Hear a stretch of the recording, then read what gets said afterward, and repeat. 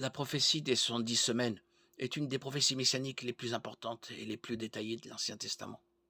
On la trouve en Daniel 9. Le chapitre s'ouvre sur une prière de Daniel pour Israël, dans laquelle il reconnaît les péchés de sa nation et implore la miséricorde de Dieu. Pendant qu'il priait, l'ange Gabriel lui est apparu et lui a donné une vision de l'avenir d'Israël.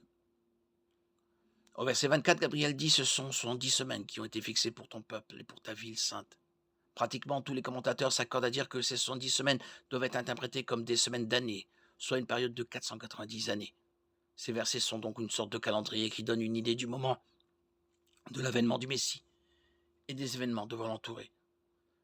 La prophétie se poursuit en divisant les 490 années en trois unités plus petites, une des 49e année, une autre de 344 années et la dernière de 7 années.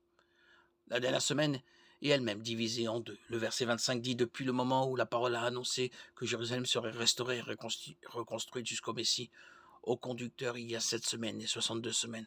7 semaines correspondent à 49 années et 62 semaines à 434. 49 plus 434 égale 483 années. La prophétie explique le sextuple dessein de Dieu par rapport à ces événements.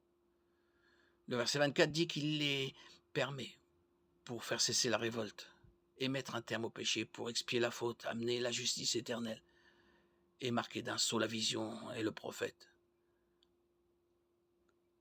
le consacrer par onction,